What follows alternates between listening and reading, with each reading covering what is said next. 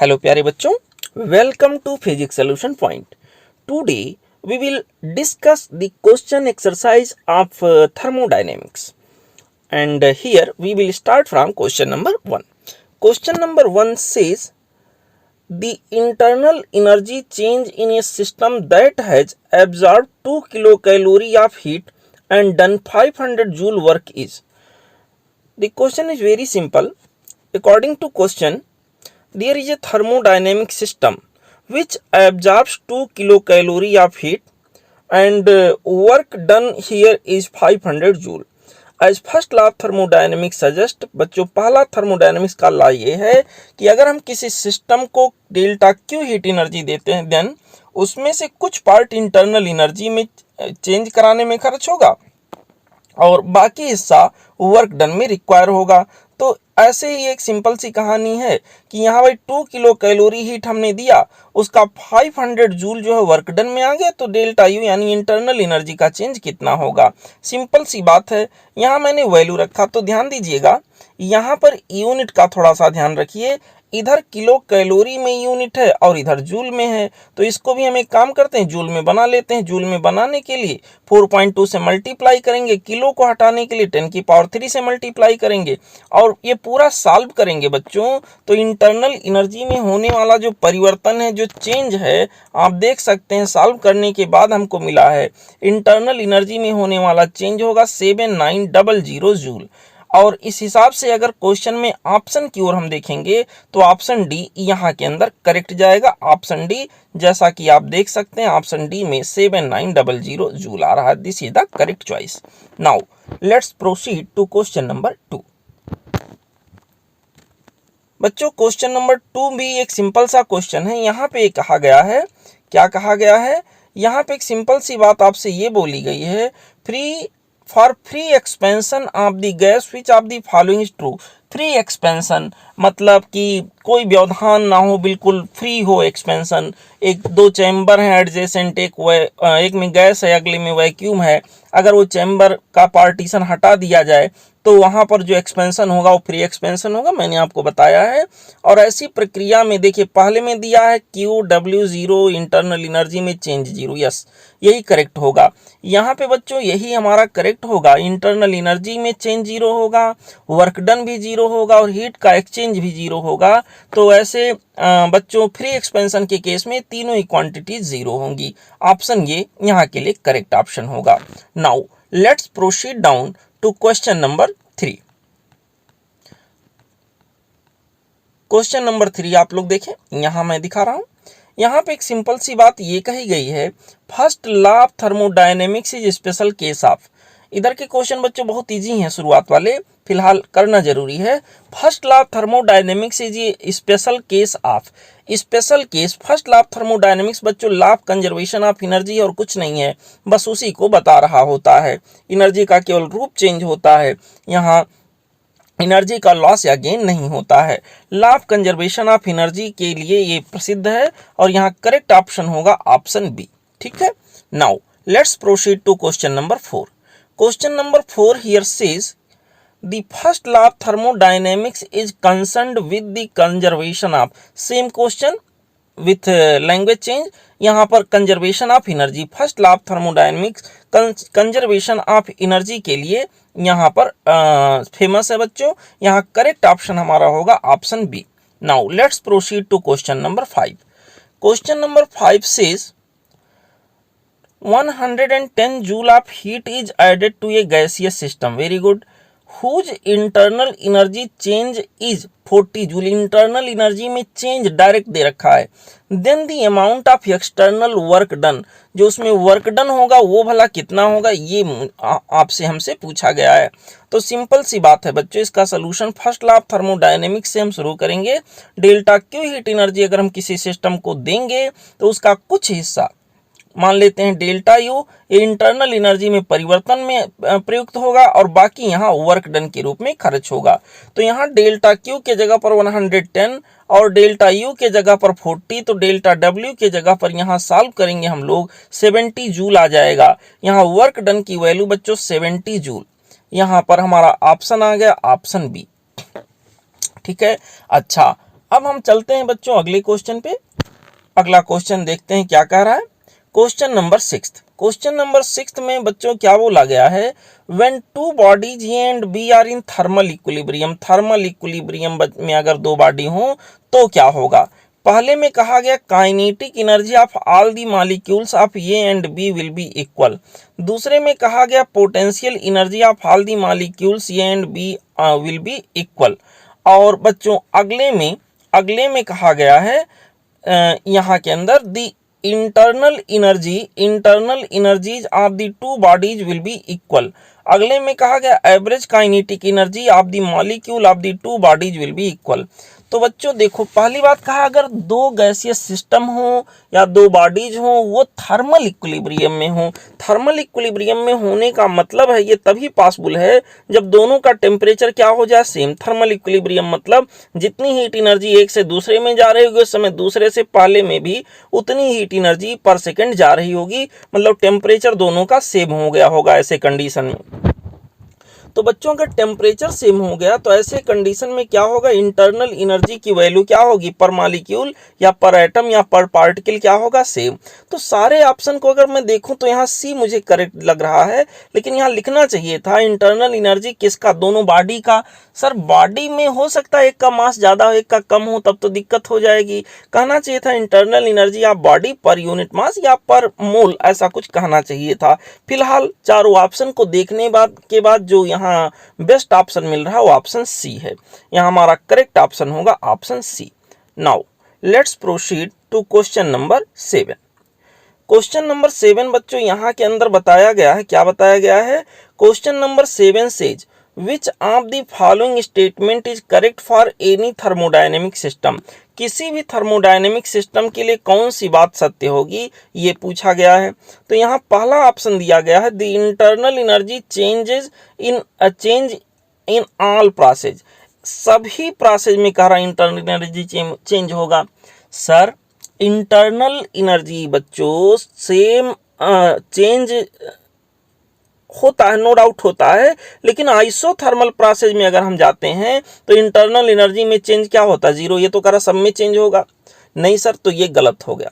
ठीक है, internal energy and entropy are state function. हाँ मैंने आपको बताया था pressure, volume, temperature, entropy and internal energy ये सभी थर्मोडायनेमिक कोऑर्डिनेट कहलाते हैं और ये सब स्टेट फंक्शन होते हैं, किसी पर्टिकुलर गैसियस स्टेट को व्यक्त करते हैं। तो यहाँ करेक्ट ऑप्शन बी जाना चाहिए। फिलहाल दो और हैं, हम पढ़ लेते हैं पहले। The change in the entropy can never be zero, ऐसा कोई कंडीशन नहीं होता है। The work done in an adiabatic process is always zero. Sir ऐसा कहाँ है, यहाँ के अंदर जो करेक्ट ऑप्शन हमारा होगा वो होगा option B. Option B is the best choice for this particular question. Here we will tick option B. Now let's proceed to question number 8। Question number 8 बच्चों यहाँ क्या कह रहा है, द स्टेट ऑफ ये thermodynamic system is represented bye.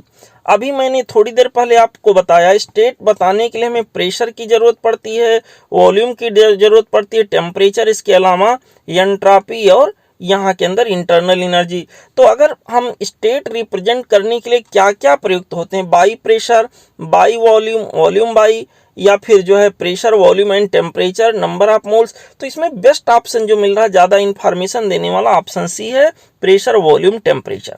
ठीक है, ये दोनों नहीं दिए, भले नहीं दिए हैं, लेकिन बेस्ट ऑप्शन इसमें ऑप्शन सी होगा। ठीक है, अब हम आगे बढ़ेंगे क्वेश्चन नंबर 9 पे। बच्चों यहाँ क्वेश्चन नंबर 9 हमसे ये कह रहा है, क्या कह रहा है, क्वेश्चन नंबर 9 में कहा गया विच of the following is incorrect regarding first law of thermodynamics. Which of the following is incorrect regarding first law of thermodynamics. देखते हैं, पहले में कहा गया it introduces the concept of internal energy. यहाँ के अंदर पहला जो स्टेटमेंट है वो सही है। फर्स्ट लॉ ऑफ थर्मोडायनेमिक्स जो है इंटरनल एनर्जी के ही कॉन्सेप्ट को देता है, तो ये तो सही हो गया। यहाँ पे इनकरेक्ट मुझे खोजना, इनकरेक्ट ध्यान रहे, it introduces the concept of entropy. बच्चों आपको याद होगा एंट्रोपी का कॉन्सेप्ट फर्स्ट लॉ से नहीं सेकंड लॉ से पता चलता है। तो अगर गलत की बात करें तो ऑप्शन बी गलत होगा, क्योंकि हमें गलत ही खोजना है। तो ऑप्शन वाइज सही हमारा ऑप्शन बी होगा। आगे और भी दो ऑप्शन है, पढ़ सकते हैं आप। It is restatement of principle of conservation of energy, ऐसा कुछ नहीं है। नन ऑफ द अबव, ऐसा भी कुछ नहीं है। तो यहाँ option B is the correct choice. Now let's proceed to question number 10. Question number 10 says which of the following statement is true? कौन सा स्टेटमेंट यहाँ चारों में सही है? चलिए पढ़ते हैं। पहले में कहा गया internal energy of A gas depends only on the state of the gas. Internal energy केवल स्टेट पर डिपेंड करता है। कुछ हद तक ये बात सही है। इसके अलावा नंबर ऑफ मोल पर डिपेंड करता है, और गैस कांस्टेंट पर डिपेंड करता है, एटॉमिसिटी पर डिपेंड करता है। लेकिन अगर इन चारों ऑप्शन को मैं पढ़ता हूँ, चलिए एक बार पढ़ लेते हैं। In an isothermal process change in internal energy maximum, नहीं सर जीरो होता है, तो ये तो गलत हो गया। Area under pressure volume graph equal to heat supplied in any process, नहीं सर, ये जो बोला है वो वर्क डन के बराबर होता है। वर्क डन, अगले में कहा वर्क डन इज ये स्टेट फंक्शन बट नॉट ये path dependent. Work done thermodynamic system में बच्चों पाथ डिपेंडेंट होता। अगर पाथ डिपेंडेंट ना होता तो अलग अलग थर्मोडायनेमिक प्रोसेस में अलग अलग वर्क डन की वैल्यू ना आ रही होती। तो यहाँ पर ये भी गलत हो गया। ऑब्वियसली पहला ऑप्शन करेक्ट होगा, क्योंकि इंटरनल एनर्जी जो होता है उसके लिए फार्मूला प्रयुक्त होता है NRT डिवाइडेड बाई गामा -1, ये इंटरनल एनर्जी के लिए होता है। तो अगर ऐसा है बच्चों तो केवल टेम्परेचर अगर मालूम रहे, इसके अलावा नंबर ऑफ मोल, एटॉमिसिटी, ये सब मालूम होना चाहिए। लेकिन मेन जोड़ इस पे दिया गया है, यहाँ टेम्परेचर पे। टेम्परेचर एक स्टेट को दिखा रहा होता है। तो यहाँ के अंदर जो करेक्ट ऑप्शन हमारा होगा, ऑप्शन यहाँ करेक्ट अगर कोई होगा तो ऑप्शन ये होगा। ठीक है, अच्छा। Now let's proceed to question number 11।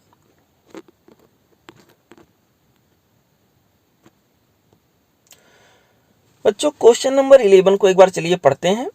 इसमें कहा गया ये perfect gas goes from state A to another state B. कोई परफेक्ट गैस, आइडियल गैस है, किसी एक थर्मोडायनेमिक स्टेट से दूसरे थर्मोडायनेमिक स्टेट में जाके पहुंच रहा है। बड़ी अच्छी बात है। अभी देखते हैं, पूरा पढ़ें सवाल। ये perfect gas goes from state A to another state B by absorbing 8 × 10⁵ of heat and doing this much joule of external work. बहुत अच्छी बात है, इतना हीट एब्जॉर्ब कर रहा है और इतना वर्क डन हो रहा है। यहाँ के अंदर it is now transferred between the same two states in the another process in which it absorbs 10⁵ joule of heat. दूसरा कोई प्रोसेस हो रहा है जिसमें it is now transferred between the same two state, state वही है ये और भी जो पहले थे। ठीक है, another process which absorb 10⁵ joule of heat. Then in the second process में वर्क डन कितना होगा। बच्चों एक चीज आप सबको याद होगा कि जो हमारा यहाँ पर अगर स्टेट वही है तो इंटरनल एनर्जी में होने वाला चेंज क्या होगा, सेम होगा। देखिए सोल्यूशन में मैंने लिखा है, since in both the process the initial and final states are same, hence change of internal energy will be same in both process. इसी को आधार मान के बच्चों क्वेश्चन को हम लोग सॉल्व करेंगे। देखें आप लोग, यहाँ के अंदर मैंने क्या कर दिया, delta U1 equal to delta U2। Internal energy में होने वाला पहला चेंज और इंटरनल एनर्जी में होने वाला दूसरा चेंज, ये दोनों आपस में इक्वल होंगे। ठीक है, अब इंटरनल एनर्जी में होने वाला चेंज होता कितना है, आप लोग देखो ध्यान से। इंटरनल एनर्जी में होने वाला चेंज होगा delta Q minus delta W, heat supplied minus work done. तो पहले केस में delta Q1 minus delta W1 और दूसरे केस में क्या होगा, delta Q2 minus delta W2, ये बराबर होंगे। इन सभी की वैल्यू क्वेश्चन के अंदर गिवन है। जब हम यहाँ रखते हैं तो डेल्टा W यानी work done in second process हमको मिल जाता है -0.5 × 10⁵ जूल। निगेटिव साइन यहाँ पर ये इंप्लाई करता है कि यहाँ वर्क डन गैस के ऊपर हो रहा है। ये वर्क डन बाय गैस अगर निगेटिव आया, जो फार्मूले में बच्चों यहाँ युक्त होता है ना, ये वर्क डन बाय गैस होता है। अगर ये निगेटिव आ गया it means work done by gas तो हमने निकाला, बट सच्चाई ये है कि work done on the gas हुआ है, बाहर से प्रेशराइज किया गया होगा। ठीक है, तो यहाँ के अंदर work done on the gas हुआ और ऑप्शन यहाँ के अंदर क्या हो गया, ये।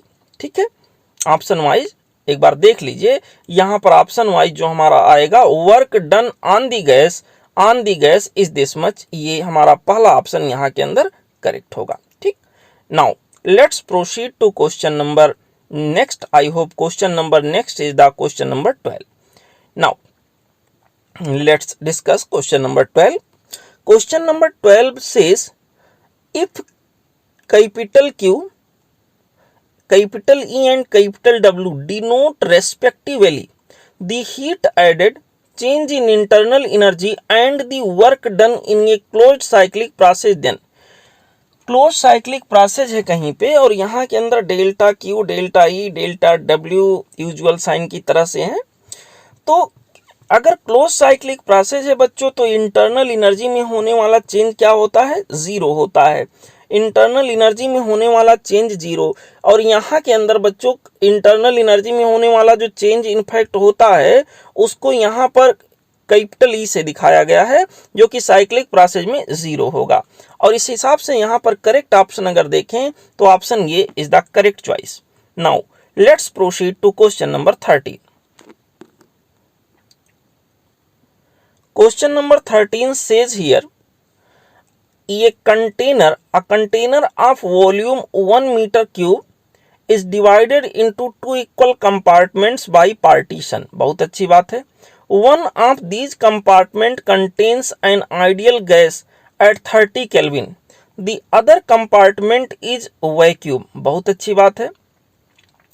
कहा गया है कि the whole system is thermally isolated from the surrounding. पूरा का पूरा जो सिस्टम है वो सराउंडिंग से थर्मली इंसुलेट है, मतलब हीट एनर्जी का एक्सचेंज सराउंडिंग और सिस्टम के बीच में होना पॉसिबल नहीं है। The partition is removed and the gas expands to occupy the whole volume of the container. Its temperature now would be. अब इसका टेम्परेचर क्या होगा यही हमसे पूछा गया है। देखते हैं बच्चों, इसको ऐसे समझिए, सवाल जो कह रहा है उसके अकॉर्डिंग क्या यहाँ कहना चाह रहा है वो, ऐसे कोई चैम्बर है जो यहाँ मैंने बना के दिखाया, इस तरह का कोई चैम्बर है, उसमें दो पार्टीशन, एक पार्टीशन है, एक साइड में कोई गैस भरा हुआ है और एक साइड में वो खाली है, उसके अंदर कुछ नहीं है, वैक्यूम है। कह रहा पार्टीशन को जैसे हटाते हैं ये गैस पूरा का पूरा वॉल्यूम घेर लेता है। बहुत अच्छी बात है, घेरेगा ही, गैस की आदत होती है। अच्छा, तो कह रहा है कि यहाँ के अंदर फाइनल जो टेम्परेचर यहाँ का होगा वो कितना होगा, फाइनल टेम्परेचर यहाँ फाइनल कंडीशन में क्या होगा, जबकि यहाँ का टेम्परेचर आपको दिया हुआ है जो भी हो 300 केल्विन शायद दिया है। अब यहाँ के अंदर कहा, देखिए वही चीज मैंने यहाँ लिखा हुआ आपको समझाने के लिए, this is the process of the free expansion, बिल्कुल फ्री एक्सपेंशन टाइप होगा और इसलिए इंटरनल एनर्जी में होने वाला जो चेंज होगा वो जीरो होगा। This will be possible if temperature remain same. बड़ी सिंपल सी बात है, क्योंकि ये फ्री एक्सपेंशन का प्रोसेस है तो यहाँ इंटरनल एनर्जी में चेंज जीरो होगा और इंटरनल एनर्जी में चेंज जीरो होने का सेंस ये हुआ कि टेम्परेचर भी उतने का उतना बना रहे। यानी अगर 300 केल्विन पहले था तो अभी भी 300 केल्विन ही बना रहेगा और इस तरह से यहाँ के अंदर जो करेक्ट ऑप्शन होगा वो ऑप्शन ये होगा। ठीक है, now let's proceed to question number next, that is the I hope question number 14। Question number 14 देखिए बच्चों, इसको क्वेश्चन नंबर 14 में आपसे कहा गया है which of the following is not ये thermodynamic coordinate, pressure, temperature, volume R for gas constant. ये कोई सा यहाँ के अंदर थर्मोडायनेमिक कोऑर्डिनेट नहीं होता है, तो यहाँ के लिए करेक्ट चॉइस जो हमारा आया that is option D. Now let's proceed to question number 15। Question number 15 says which of the following parameters does not characterize the thermodynamic state of a matter। बहुत अच्छी बात है। प्रेशर, वॉल्यूम, टेम्परेचर, ये तो thermodynamic state को व्यक्त करते हैं बच्चों। और वर्क जो है ये कोई थर्मोडायनेमिक स्टेट नहीं है, ये एक पाथ फंक्शन है। तो यहाँ के अंदर जो हमारा करेक्ट ऑप्शन होगा that is option D. Now proceed down to question number 16. Question number 16, as you can see here, this question says an ideal gas is subjected to cyclic process involving 4 thermodynamic state. 4 thermodynamic state से होता हुआ कोई एक cyclic process हो रहा है। बहुत अच्छी बात है, जैसे कार्नाट साइकिल में होता था वैसा ही कुछ हो रहा है। मतलब 4 थर्मोडायनेमिक स्टेट प्रोसेस वहाँ इन्वॉल्व हो रहे हैं, तब जाके साइकिल पूरा हो रहा है। The amount of heat Q and the work done W involve in each of these states. Q1 is this, Q2 is this, अगले स्टेट में Q3 is this and Q4 is this.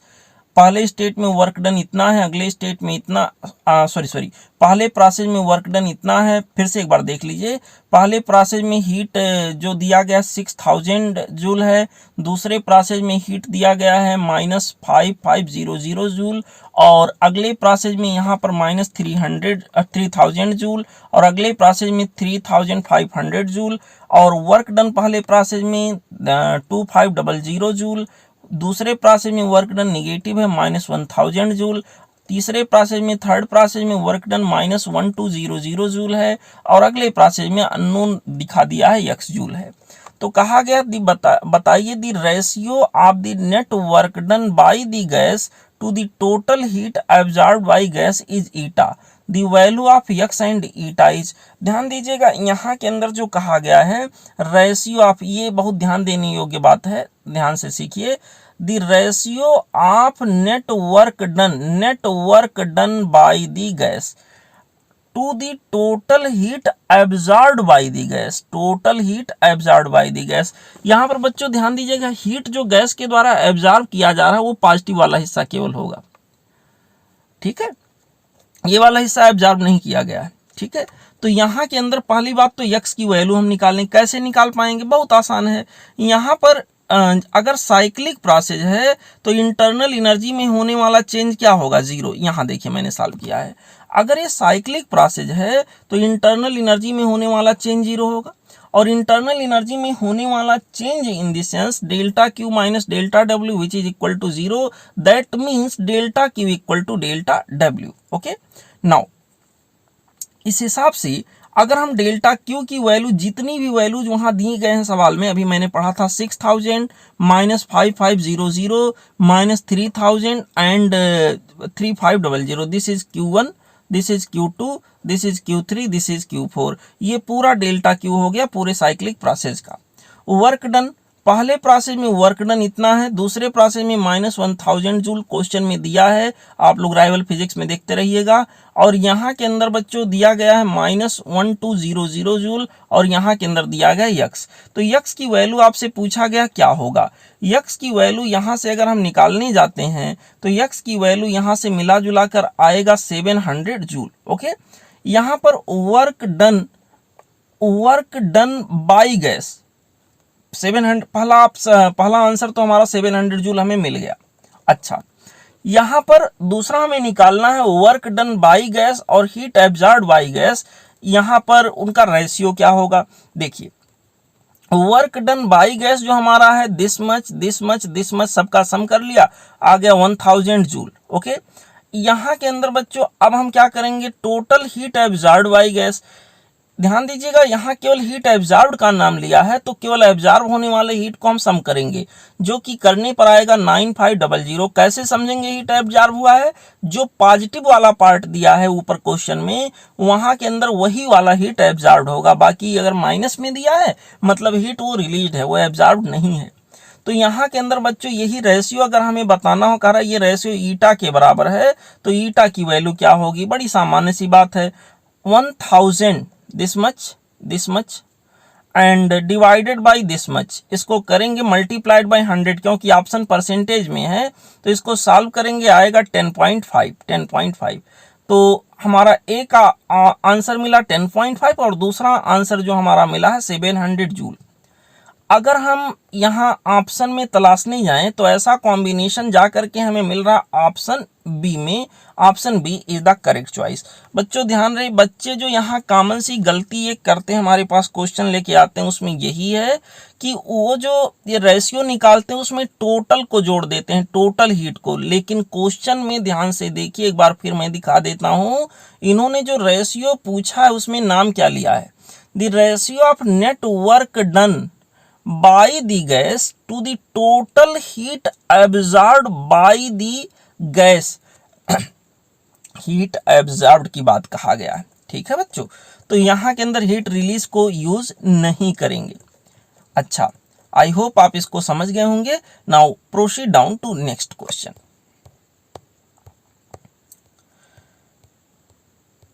Question number next in the sense I have the question number 17. Question number 17. Okay. Now let's make a reading. An ideal gas is made to go through a cyclic process, cyclic thermodynamic process in 4 steps. The amount of heat involved are, जैसे अभी question था वैसा ही लगभग है, this and this respectively. The corresponding work done involved are this and this. W4. What is the value of W4? फिर वैसा ही question है, बिल्कुल वैसा ही यहाँ पर करना है। अभी हमने आपको बताया है साइक्लिक प्रोसेस है तो डेल्टा यू यानी इंटरनल एनर्जी में होने वाला चेंज जीरो होगा। इसका मतलब delta Q minus delta W zero होगा। इसका मतलब sigma delta Q equal to sigma delta W. चलिए सर वैल्यू रख देते हैं। यहाँ पर डेल्टा क्यू में यानी टोटल हीट में परिवर्तन या एक्सचेंज कितना हुआ, वो हो गया 600। दूसरा हमारा प्लस माइनस हो जाएगा 400 क्योंकि माइनस में दिया है, अगला वाला माइनस में दिया है, अगला वाला प्लस में दिया है। और यहाँ के अंदर W की सारी वैल्यूज को रखा तो W4 बड़ी इजीली हमें यहाँ पर मिल गया। सॉल्व करने पर बच्चों W4 की वैल्यू यहाँ के अंदर जो हमको मिला होगा वो कुछ ऐसे होगा, W4 इन दी सेंस कुछ इतना आ गया 150 जूल। तो ऑप्शन वाइज यहाँ पर करेक्ट ऑप्शन हमारा होगा ऑप्शन सी। ठीक है, आप बैक जाके क्वेश्चन को देख सकते हो। अच्छा, क्वेश्चन नंबर 18 देखते हैं। क्वेश्चन नंबर 18 में हमसे कहा गया है when an ideal monoatomic gas is heated at constant pressure fraction of heat energy supplied which increase the internal energy is. बहुत अच्छी बात है, fraction of heat energy supplied which increase the internal energy is. ये fraction हमसे पूछा गया, क्या होगा? तो देखिए, फर्स्ट लॉ ऑफ थर्मोडायनेमिक्स हमसे कहता है कि अगर किसी सिस्टम को हम डेल्टा क्यू हीट देते हैं तो उसका कुछ हिस्सा इंटरनल एनर्जी में परिवर्तन कराने में, बाकी का हिस्सा वर्क डन में खर्च होगा। ठीक है, डेल्टा क्यू में से डेल्टा डब्ल्यू यहाँ इंटरनल एनर्जी में चेंज कराने में खर्च हो रहा है। Some part of delta Q is used as delta W. तो यहाँ के अंदर रेशियो पूछा है कि delta U upon delta Q क्या होगा, यानी जितना हमने हीट एनर्जी सप्लाई किया उसका कितना फ्रैक्शन इंटरनल एनर्जी में चेंज कराने में प्रयुक्त होगा। बड़ी आसान सी बात है, देखिए आप लोग, मैंने यहाँ सॉल्व किया है। Delta U divided by delta Q, मैंने इन दोनों की वैल्यू रख दी। ठीक है, दोनों की वैल्यू अगर रखेंगे बच्चों तो ये हो जाएगा N C B into delta T, और डेल्टा क्यू की वैल्यू जब रखेंगे तो N C P into delta T. यहाँ आप लोग देखो, ये जो प्रोसेस है कांस्टेंट प्रेशर पर हो रहा है, ध्यान दीजिए कांस्टेंट प्रेशर पर। तो कांस्टेंट प्रेशर पर जो हीट एक्सचेंज की वैल्यू होती है, मैंने इसीलिए डायरेक्ट यूज किया है n C P into delta T. और डेल्टा यू तो ये तो यूनिवर्सल है, ये सबके लिए यूज हो सकता है, सभी तरह के प्रोसेस में बताया है मैंने। यहाँ बचा क्या, सारी चीजें कैंसिल करने के बाद C V upon C P बच गया। अगर C P upon C V होता तो गामा के बराबर होता, but C V upon C P है इसलिए गामा इनवर्स के बराबर होगा। यहाँ के अंदर delta U upon delta Q मुझे निकालना था जो कि गामा इनवर्स के बराबर होगा, और गामा की वैल्यू यहाँ हमारे पास 5/3 होगी मोनो एटॉमिक के लिए, उसका इनवर्स करेंगे यहाँ के अंदर आ जाएगा 3/5। तो करेक्ट ऑप्शन अगर क्वेश्चन में हम जाके खोजें तो ऑप्शन बी यहाँ करेक्ट जाएगा जो कि 3/5 के बराबर होगा। आप लोग देखो यहाँ पर 3/5 ऑप्शन बी में हमको मिल रहा है। ठीक है, now let's proceed down to question number 19। Question number 19 is here. Question number 19 says during an isothermal expansion ये confined ideal gas does -150 joule of work against its surroundings. This implies that वो कह रहा है एक isothermal expansion की process है और उसमें कह रहा है confined ideal gas does -150 joule. तो आइडियल गैस अगर -150 जूल वर्क कर रहा है against the surrounding, this implies that gas के द्वारा अगर वर्क डन होता, इनफैक्ट अगर एक्सपेंशन होता तो यहाँ के अंदर -150 ना आता, +150 आता। भले ही बाई गैस कहा लेकिन -150 दिया है, इसका मतलब वर्क डन गैस पर हुआ होगा, बाहरी फोर्स के द्वारा हुआ होगा। तो देखते हैं इसका मीनिंग क्या हुआ। पूरा एनालिसिस मैंने यहाँ दिखाया है, बच्चों आप ध्यान से देखो। यहाँ के अंदर अगर ये हम फर्स्ट लॉ ऑफ थर्मोडायनेमिक्स पे जाएं तो हम कहेंगे delta Q equal to delta U plus delta W for isothermal process. Delta U की वैल्यू क्या होगी 0 और डेल्टा यू की वैल्यू अगर 0 है तो delta Q equal to delta W बचा। ऐसे केस में डेल्टा क्यू की वैल्यू -150 सवाल के अंदर दिया है, मैं रखूंगा। तो -150 रखने से हमें क्या पता चला, डेल्टा क्यू को फिर मैं लिखूंगा Q final minus Q initial जो कि -150 है, या इसी को चेंज करके मैं लिख सकता हूं Q initial minus Q final equal to 150। इसका मतलब ये हो गया कि क्यू फाइनल जो है छोटा होगा क्यू इनिशियल से।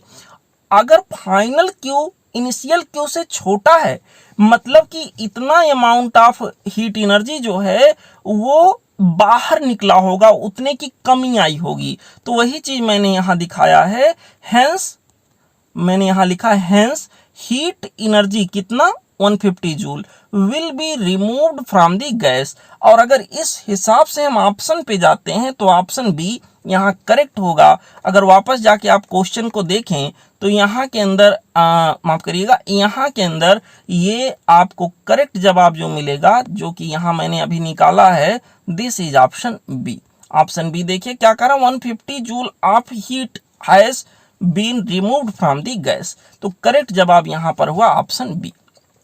Now proceed to question number 20।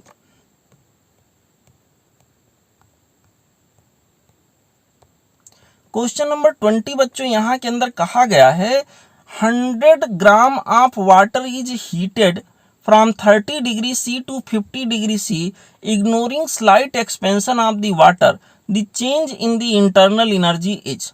Internal energy में होने वाला चेंज क्या होगा, और यहाँ पर स्पेसिफिक हीट वाटर का दिया है 4184 जूल पर किलोग्राम पर केल्विन। बच्चों ध्यान से देखिए, यहाँ मैं आपको दिखा दूं सहजता से।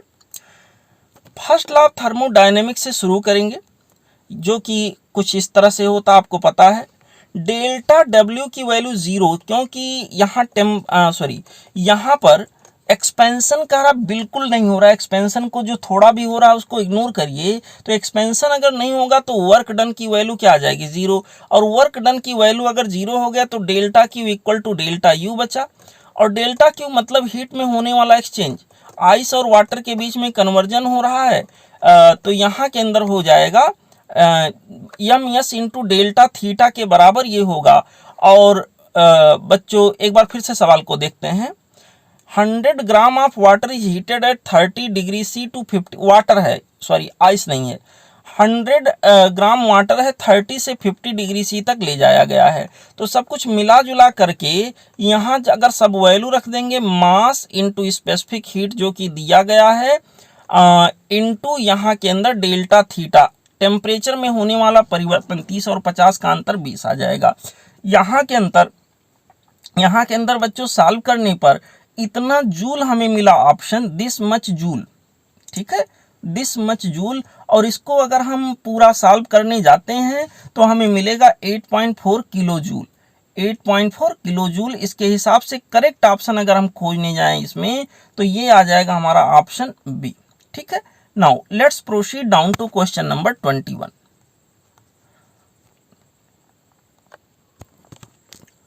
Question number 21 says